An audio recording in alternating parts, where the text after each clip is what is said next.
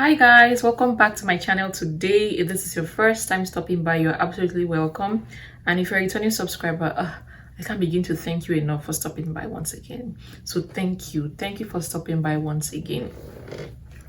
So my name is Onyeka and I'm a Nigerian YouTuber based here in Canada. I live in London, Ontario to be specific, and I basically document my life experiences for you guys to watch. And yeah, that's the long and short of everything. So before we get right into today's video, you already know what it is. I can't proceed without telling you guys to subscribe to my channel. Show me some love. Please subscribe to my channel and make sure you smash the like button on this video. Even if you enjoyed it or you did not enjoy it, please like it because you are supporting me. Thank you. And don't forget to follow me on my social media as well. So today's video was sort of highly requested. I already have something similar like this on my channel, but I filmed that like February of 2020. So that's kind of old already. So I decided to film like a new one, an updated one. A lot of people ask me, I want to come to Canada. What are the ways in which I can come? And one of the ways in which you can come to Canada is through study. So in this video, I'm just going to be giving out tips alongside how I did my own application and telling you what to do. I don't know if it makes sense. So if you're interested in knowing more about this topic, then keep watching.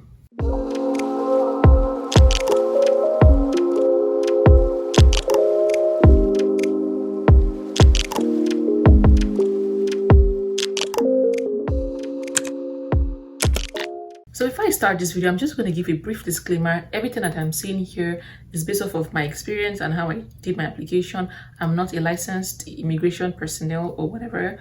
So please don't come for me, okay? So you have made up your mind that you want to come to Canada and you have decided that you want to come to study. You also have to know if you're coming for an undergraduate program, a graduate program, or a PhD. Afterwards, you also need to know what program of choice that you want to study. And a simple way to find out what you can do if you're not sure, you can just search random schools in Canada that you're interested in and just go through the list of all the programs that they have, and you'd be surprised that you can actually find something that sounds interesting, and then when you read about it, also looks interesting as well. So that's one tip that I'm going to give you today. So just go through programs that schools have and you can find something if you don't know what to study. And when you're also choosing your program of study, try to sort of make it align with your bachelor's degrees. So this is for like master's or PhD. Try to make it align with your background already, so it will sort of like increase your chances of getting admitted. I don't know if that helps, but I also find that university admissions are harder to come by when compared to college admissions. I don't know why. Maybe someone knows and can tell me why in the comment section. I feel like universities, they tend to grant admissions to people that have some sort of work experience or background knowledge about this program, and you're not diving in like new. So for example, I have a background in pharmacy. Let's say I'm applying for a master's in pharmaceutical science.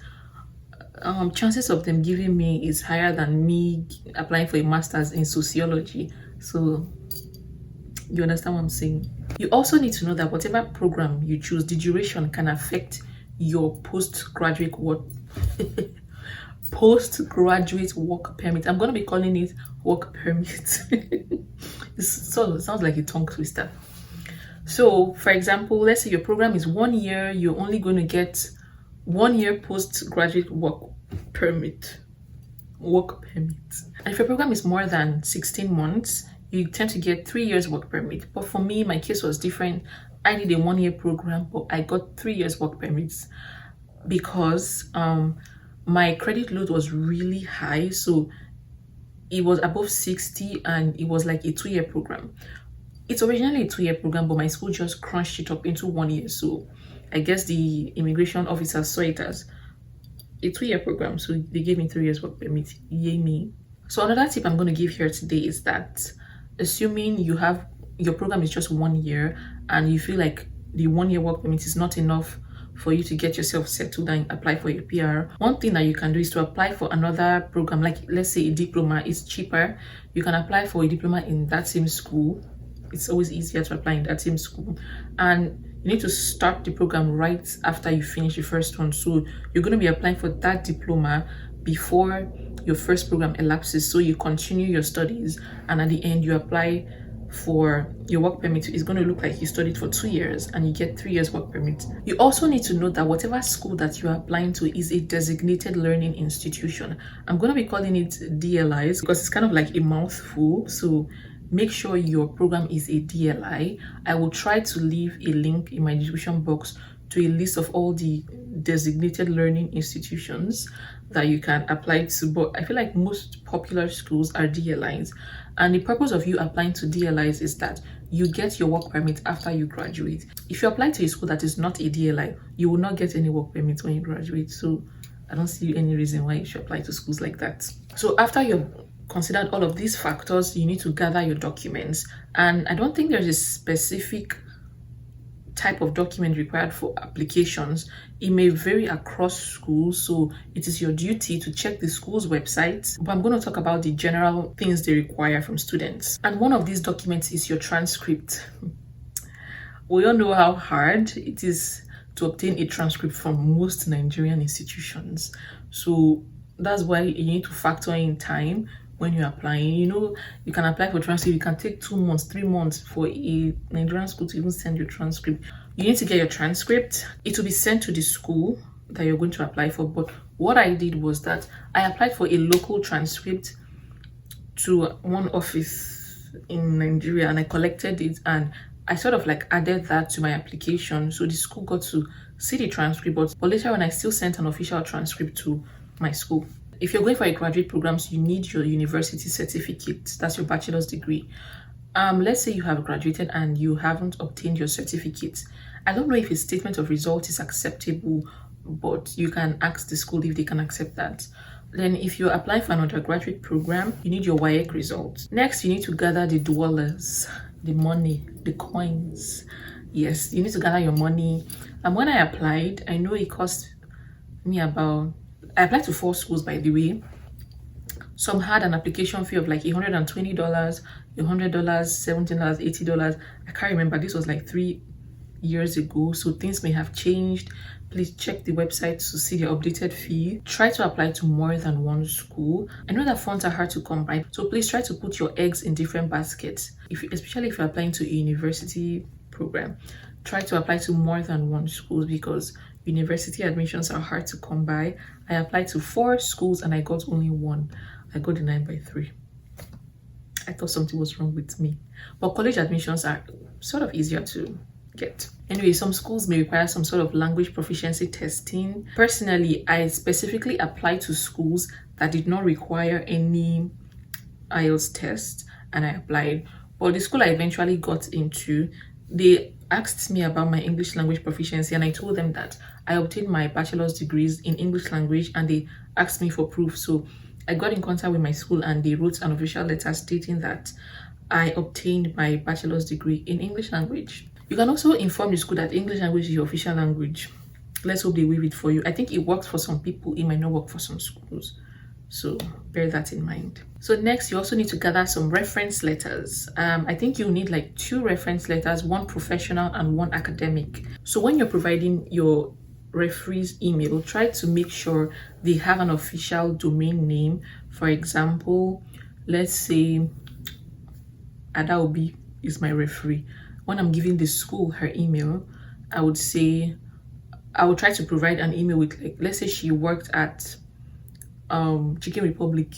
I would say her email should read adaobi@chickenrepublic.com. I don't know if you get what I mean, but yeah, an official domain name. During my time, I had 1 academic, which was my project supervisor, and 1 was professional, which was someone I worked with during my internship. So once you have gathered your documents, the next step would be to apply. And for some people, you may do this step yourself. If you can afford an agent and you don't have time, you can use an agent. But frankly, I believe you can do this process yourself. You can also search YouTube for a detailed video on how to apply for a study permit if you do not have money for an agent, because agents can be really expensive. I'm still going to emphasize on the fact that you need to apply early and to apply to more than 1 school. When you apply early, they tend to get back to you on time and you can then go ahead to apply for your visa early because that's where the wait really hits. Personally, I sent in my applications in January, like mid-January, and some schools got back to me in April and 2 got back to me in May. So you can see there is a bit of wait. And then if there's a delay in you hearing back from the school, you can always follow up with them with a simple email, just asking them for an update on your application, and they will get back to you. So when they finally get back to you, 2 things: you either get accepted or you get denied. If you get denied, you can always ask the school why did they arrive at that decision, and they might tell you why, and then you just work on that. I feel like when I was getting denials, because I got 2 denials before 1 approval, I felt like something was wrong with me. And another tip I'm going to give you: if you're applying to, let's say, 3 schools, try to spread out your choice of program. Personally, I applied to public health in all 4 schools. I don't know why I did that. I feel like that reduced my chances drastically. I should have, applied to other health related programs. But yeah, so I'm telling you now, try to add different programs, have a variety, and spread out your wings. It doesn't have to be in one province. Spread out your wings. Don't be like me. So if you're part of the people that gets accepted, congratulations. Next, you will need to accept your admission and pay maybe an acceptance fee, because I paid an acceptance fee of about $200. Next, you will need to apply for your visa. Now, this is where there's really a long wait time. So that is why I've been emphasizing on applying early. So if you log on to cic.gc.ca, you will see the required documents for your study permit. Some of the documents that you'll be required to provide would be your police clearance, which I know you can get from Lagos. I don't know if you can get from any other parts of Nigeria. If you're watching from Nigeria, I know the Alagbon police station, you need to get a police clearance. As at the time I did it, it was like 8,000 naira. I'm sure the price will have gone up by now. You also need to get your medical reports. You can do this beforehand or when they request you, but I feel like to save time, you can do this ahead of time, upfront. I think that's why it's called upfront medicals. You also need to get your biometrics done at a visa application center. I think there are only 2 in Nigeria, one in Lagos, one in Abuja. So you need to get your biometrics done at the visa application offices. Put in your final application and submit, and then the waiting game begins. Due to COVID, I think they've taken out the processing times for visa application, so I don't know how long it's going to take, but I applied 2nd week of June or 1st week, I'm not really sure, but I got a response from them 3rd week of August or last week, I'm not really sure, but yeah, you can see an estimate. Another observation I have noticed is people with university admissions tend to get a higher visa approval rate. I don't know why, but this is just my observation. But it doesn't mean that college students do not get their visas. Maybe it's a cost thing. They want you to come and spend money because university admissions are more expensive, but I don't know, don't quote me.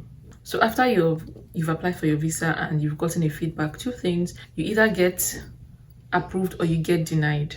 If you get denied, you can always try again, and if you get approved, congratulations, start packing your bags. So I'm going to end this video here. I hope I have been able to clarify some things, some doubts, and answer some of your questions. But if I did not answer your questions, please leave your questions in the description box. I will do my best to answer these questions. So will my subscribers. I'm counting on you people to help me answer those questions for me. Thank you. So I am going to end my video here today. Thank you guys for watching my video. I really appreciate you guys for sticking with me this long. And don't forget to subscribe to my channel. Follow me on my social media as well. Also smash the like button and share this video. Even if you did not enjoy this video, just smash the like button. I beg. I beg. I'll see you guys in my next video. So take care and be safe. Bye. Try to provide an email with an official domain name. I'm sorry for the hell. And when you're gathering your referees, I don't know why this people riding bike here to do. Ha.